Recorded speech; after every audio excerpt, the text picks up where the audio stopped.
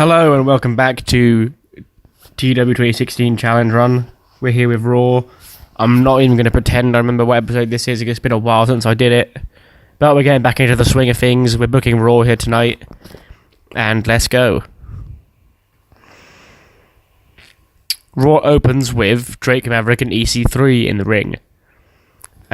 Fresh off last week where after the main event they both came out and attacked Seth Rollins after the match with Flip Gordon. And Drake says his departure from 205 Live, it didn't come out of nowhere. This isn't like just out of nowhere he suddenly doesn't want to be the GM anymore. He loved being the GM, but he doesn't depart without a reason. He's now a full-time member of the Monday Night Raw roster, and he's here to build the mansion of Maverick. And fuck off, computer. He introduces his old friend in EC3, and he says this is the head of the pack. But he's already worked on building and finding more members. He then introduces his second member, which is Mojo Rawley. Maverick says the mansion of Maverick will mean serious business when EC3 defeats Seth Rollins at Money in the Bank. And then EC3 grabs the mic. He sarcastically asks, like, Drake, what if Ethan doesn't get the title shot at Money in the Bank? And then Maverick's like, you see, Mr. Rollins, last week you already accepted Ethan's challenge, but you just didn't realise. Because I came out and asked for a match between you and my superstar. Since I was already not the general manager of 205 Live, Flip Gordon was not my superstar. Seth, EC3 is my superstar, and at Money in the Bank, my superstar will become the Universal Champion. And he's like, now we have a commercial, but bring out two wrestlers, and afterwards my mansion of Maverick will show you what they can do. So we get the commercial, and then we get the match, the showcase match of the mansion of Maverick against the hottest tag team in Impact Wrestling history. And EC3 just gets the quick win for them. Just a nice dominating performance in the mansion of Maverick's first outing here on Raw. We then go backstage we got Ruby Riott, obviously head in her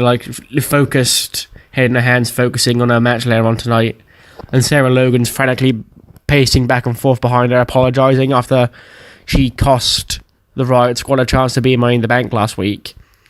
And then Ruby's like, stop, just stop, it's fine. I didn't appreciate you taking that match without even speaking to me, but I'm not going to harbour any ill will against you because we're a squad.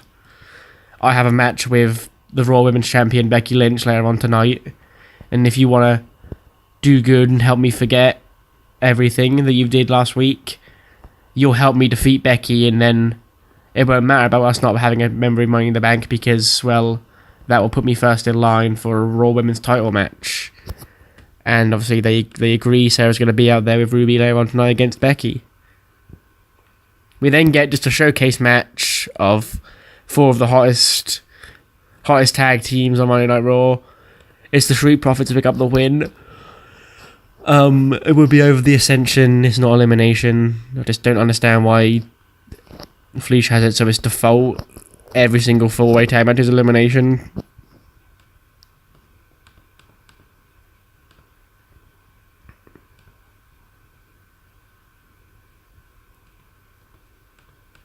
Ignore that, actually. I don't want to do that yet.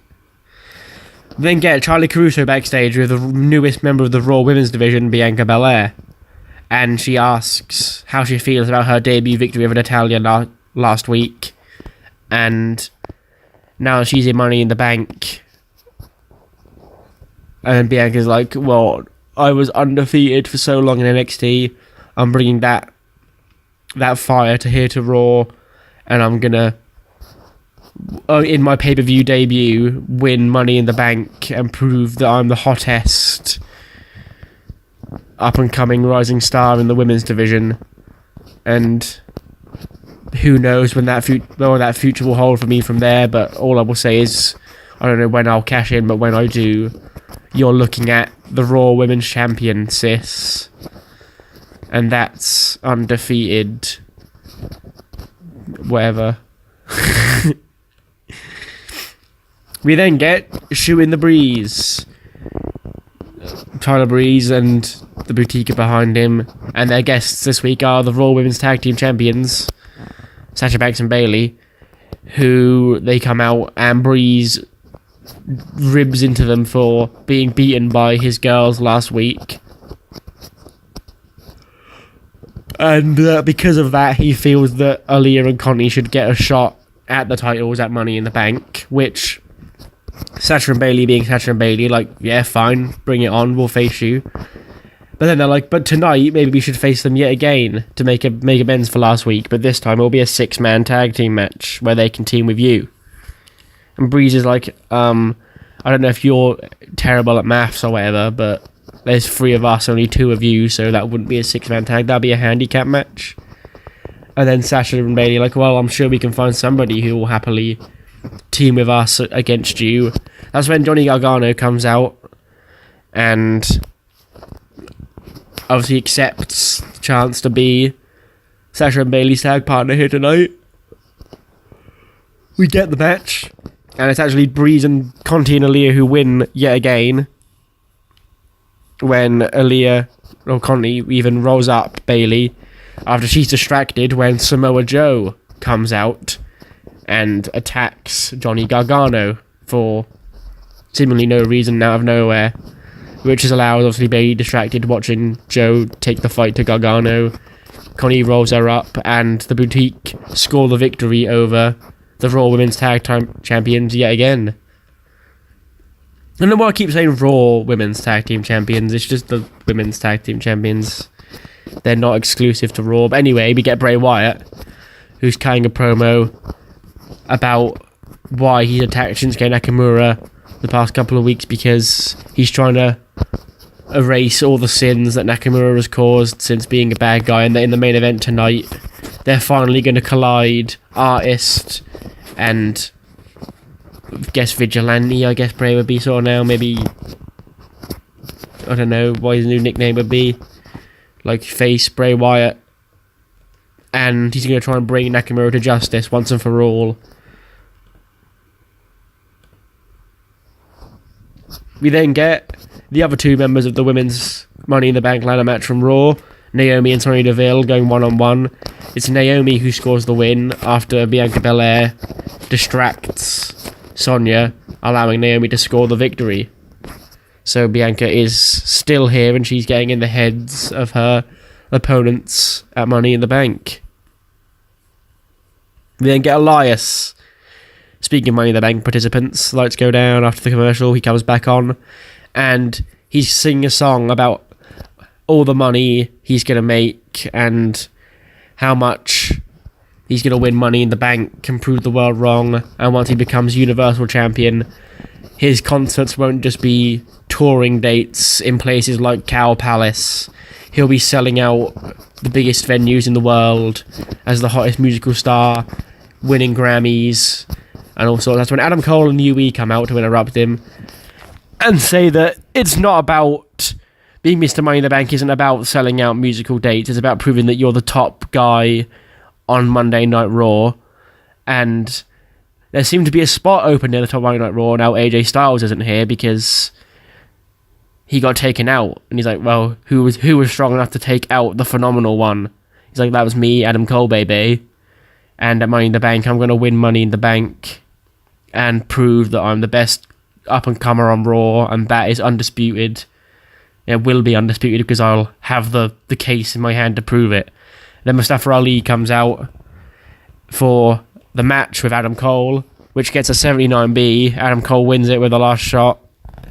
This actually did really good. I know it's Cole and Ali, and you're looking at that, you're thinking, oh, that should be really good, but they're not. They're 2 guys that aren't scoring the best because of popularity. But they actually pulled it out a good match. We then get Charlie Caruso's backstage with Cedric Alexander. And she's talking about how things haven't really gone his way since he came to Raw after he got beat up by Shinsuke. And how he's going to make a mark here tonight. But he's interrupted by Baron Corbin, who laughs at him. And he's like, obviously, it's going to be bad for Cedric Alexander here on Raw. He's just another small cruiserweight guy we've got plenty of those here already as it is. So one more is just going to fall straight in and become part of the gang quickly and not stand out, unlike me. I'm a lone wolf, I'm dangerous, I'm bigger and better than you. And, well, then Cedric's like, why don't you put your money where your mouth is, big guy, and face me right now? We're going to go out there and have a match, which they do have. Cedric scores the win over Corbin in 12 minutes. So he finally gets a big win after... Because he had been... I had noticed, like, I had been beating him a lot when he lost to Shinsuke. And then he lost that triple threat again. He had to take the fall on that because Shinsuke got taken out of that match. So Cedric just getting a nice strong win here against somebody who the crowd hates to try and cement him better as a babyface. We then get the Gay Mug coming out unannounced for a surprise appearance, and he's like, "Ugh, Drake Maverick leaving 205 Live opened my eyes about a lot of things here. And that is that us being the McMahon family, we're busy with a lot of the inner workings of WWE, and we have had less time to keep track of the shows, and it has showed in the amount of chaos that is caused. So starting tomorrow night, I will announce the new SmackDown Live general manager, and next week on Monday Night Raw, the Raw general manager will be here." So basically, yeah, like, because Shane got beat up by The Miz, and, well, he sort of just vanished off that. Stephanie, I've not really found anything for after the women's feud at Mania ended. Triple H, same. So they're just not really been doing much. I feel like I should bring in more general managers again. And then once something like major happens, then you can bring in the McMahons to overrule and do that. Basically, like as they were when they were the commissioners, but they're not on TV every week, because fuck that. I just wanted to get a general manager in there, because I did notice I wasn't doing much, because I don't really like booking the McMahons as the primary authority on the show. I'd like having them sort of like as a higher authority to the general manager. So we are going to bring general managers back. One will be on SmackDown tomorrow night. Raw should be here next week, depending on if I've got to sign him or not. Like, there's a chance that he doesn't show up on Raw next week because I've got to sign him and he might be working elsewhere or whatever. But the SmackDown manager will definitely be on tomorrow night because he is already under contract. We get the Becky Lynch and Ruby Riott match, and Ruby Riott does score the victory over Becky after the distraction from Sarah Logan. So Sarah appears to have redeemed herself in the graces of Ruby Riott and the Riott Squad, because Ruby now has scored a pinfall over the Raw Women's Champion, and that you could assume would mean she's next in line for a shot at the Raw Women's title. Bray Wyatt's not supposed to be on screen here. We get Shinsuke in Gorilla talking about how he thought he knew Bray Wyatt. He thought Bray Wyatt was the guy who would sneak attack people, would brainwash people into following his cult orders, and would just do all this despicable stuff. But yet Shinsuke hitting a couple of low blows, that makes him the villain. Shinsuke is going to expose Bray Wyatt as the fraud, because he knows deep down Bray Wyatt is still that guy. He knows he's still that guy who would brainwash everybody and just torture people. So in the grand scheme of things, what Shinsuke is doing is a minor inconvenience compared to the true evil, which is still inside Bray Wyatt. Which Shinsuke is, once he beats Bray Wyatt, everyone will realise the truth. And he's going to beat Bray Wyatt fair and square, and not cheat, and not be that so self-proclaimed evil that Bray Wyatt is claiming that he is. We get that match, and it's an 88B+, and Shinsuke delivers on his promise. He beats Bray Wyatt clean with a Kinshasa. So Bray Wyatt may have to go back to the drawing board, because Shinsuke is going to keep doing him because it's proven effective here tonight. We end the show and get a 87B+. Good first show back, I think. Hopefully it's not going to take another 2 weeks to do SmackDown. It shouldn't, but I'm not going to promise anything. So yeah, that's Raw, and we'll see you next time for SmackDown Live.